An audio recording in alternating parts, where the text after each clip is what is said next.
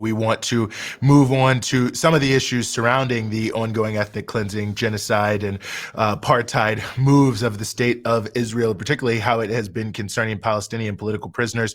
We are very, very honored to be joined here on the show once again by Basil Farraj, who's an assistant professor at the Department of Philosophy and Cultural Studies at Birzeit University in Palestine. Basil, thank you so much for being back with us. Thanks, Eugene. Hi, Rania. Well, great to have. No, please. I'm doing well. Thank you. And thank you so much for joining us. And I wanted to start here because, we've talked a number of times on this show about the conditions inside of Israeli prisons for Palestinian political prisoners. But I mean, it's really been on display for the world during the exchanges that have been happening in the ceasefire as people have been coming out. I mean, it's hard to describe the images of how some of the prisoners are looking, especially compared to how they looked going in. So I wanted to just hit that again because people have seen these images, and I was hoping you could talk some about what that reflects about the conditions inside of the occupation's prisons. Yeah, thanks, Eugene. So you're very right. I mean, I think people witnessing the release of Palestinian prisoners, actually, we're waiting for the last stage of release this coming Saturday as part of what's referred to as phase one of the truce deal. The images of Palestinian prisoners, the testimonies that they gave after being released from Israeli prisons, are at an attestation to the violence and torture that they have long been subjected to, not only since, of course, October 7th, but since the beginning of this carceral regime. But in fact, this violence has escalated. It has immensely increased since October 7th. I think one thing that's very important to allude to as well here, in addition, of course, to the violence, the fact that we know that these Palestinian prisoners were subjected to multiple forms of beatings, of torture. At least 58 of them have been killed inside Israeli jails. In fact, the Israeli authorities still retain the bodies of Palestinian martyrs who were killed in Israeli prisons since October 7th, and others whose bodies have been held before the war began. But what's important here also, I think, is questioning why do this Israeli Zionist regime utilize these forms of violence and torture. We all do know that, at least in our experience as Palestinians, that torture is central to the Israeli Zionist discourse. But I think the images that we have seen, the way in which the Palestinian prisoners were in fact treated before their release, I'm sure Rania and Eugenie, you might have seen the statements that Israeli prison service personnel placed on the arms of Palestinian prisoners who were released. For instance, some of them read, the eternal people will never forget. Yesterday, there was a video clip of the Palestinian doctor Hussam Abu Safiyyeh, the Israeli news, I think it was news channel 13. It released a propaganda video of this doctor who was arrested and actually held arbitrarily from the Gaza Strip. In one of the segments from the kind of 2-minute video that I saw, on the wall of the cell where he's being held, it has the same statement that reads, "The eternal people will not forget." And I think there's something here harrowing about not only the violence that these Palestinian prisoners, visibly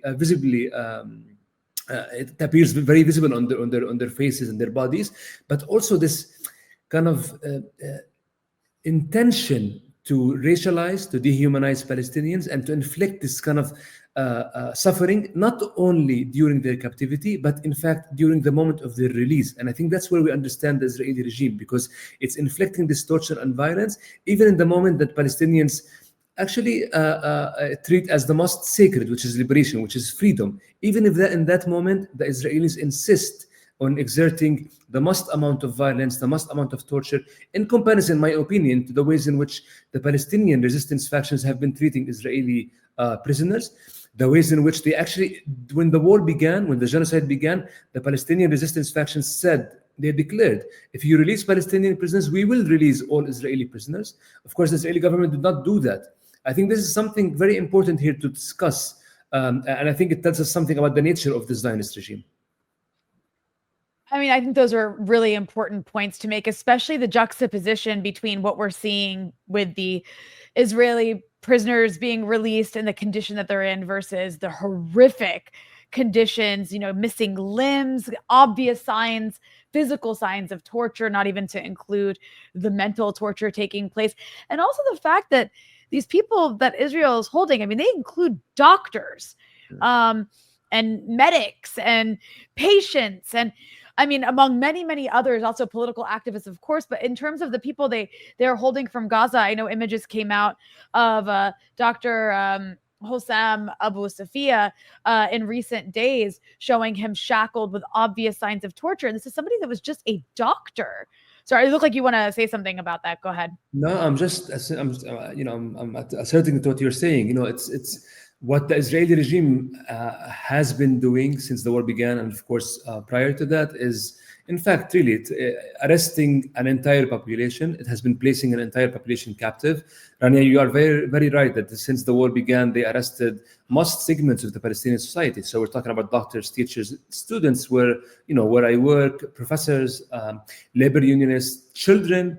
We've seen, I'm sure all of you and the audience has seen the images of children being arrested, humiliated. And I think, again, not only it attests to the nature of the Israeli carceral regime, but also to this level of brutality that I think it's incomprehensible, right? It's something that, of course, we do understand that this is a colonial endeavor, but again, at a moment where you are exchanging prisoners, I think that particular moment tells us something about how you view yourself, how you view humanity. And of course, it does not have any form of humanity, the Israeli regime, because in that particular moment, the testimonies, Rania, that you alluded to, the prisoners actually did share these stories, and they said that the moment before their release, before they were handed over to the ICRC, to the International Committee for the Red Cross, they were beaten, they were humiliated.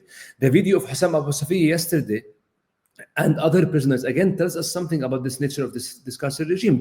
They're shackled to their hands and their feet. Their bodies are very frail. Why are they frail? Because the Israeli authorities have been systematically denying them food.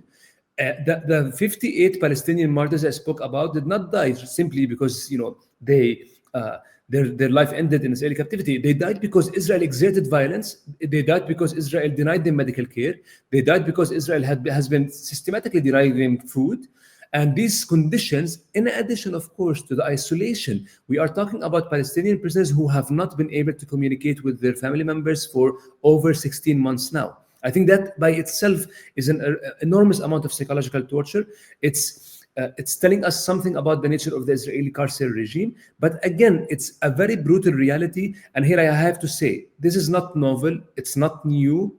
Because the Israeli carceral regime since 1948 has been practicing these methods, these violent methods. But the difference is that it has been waging a revenge against an entire population through the carceral regime. I think the images of Palestinian prisoners being released in that state is, again, it's an attempt, I think, to tell Palestinians who are still in this limited freedom we are living under, that if you dare to resist the occupation, this might be your fate.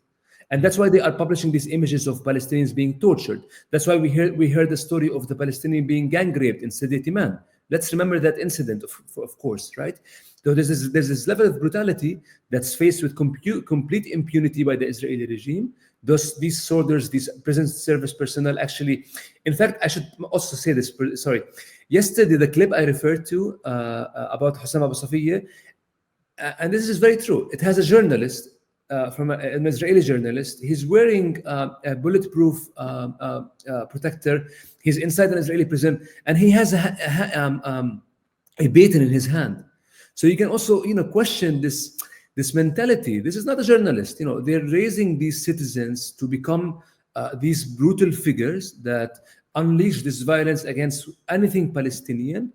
And that's why we understand. That's why we see these images of women, of children, of doctors, of teachers being held in Israeli captivity. Because in the Israeli mentality, in Israeli discourse, any Palestinian is a threat, especially if you are resisting.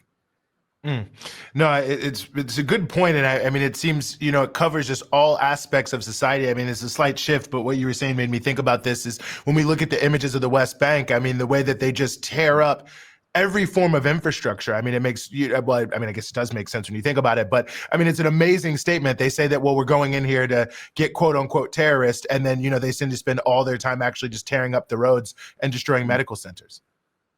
Yeah, of course, it's part of this terror that Israel is inflicting on an entire population. That's why I said, this. If we look at Israeli prison policies, they really do refer to broader logics that Israel uses against the Palestinian population, the way it has, as you referred, Eugene, as you discussed, Eugene, the way it has divided the Palestinian territories in the West Bank, the settlements, the roads. The fact today, since October 7th until now, the Israeli authorities have been kind of also escalating violence in the West Bank. And many Palestinians do not leave their villages and towns, not because you're not, you can't. Because actually, in fact, if you think about leaving, for instance, Ramallah or Jerusalem, you do know that you would spend hours at checkpoints. You might be returned. So the Israelis did actually manage to fragment the Palestinian territory, to even fragment it even more, to turn the Palestinian cities, villages, refugee camps into also carceralized locations where they're also entrapped. So in a way, Israel has transformed the prison experience into a broader experience that all Palestinians are subject to. And I think that's why we can only understand the Israeli regime if we look at imprisonment or the carceral logics that they have been implementing. Even our ID cards, Eugene and Rania, the fact that... Oh. Just tell you, it's not just, a system of racializing Palestinians. No, it's a way of entrapping them. It's a way of enacting this total sense of surveillance, in addition to, of course, this brutal violence that we have been witnessing inside Israeli prisons. And I think I mentioned this before, but if we think about or wonder, why does Israel, and this is very relevant, I think, to the scenes we've witnessed today of Palestinians handing over the dead bodies of Israelis held in the Gaza Strip.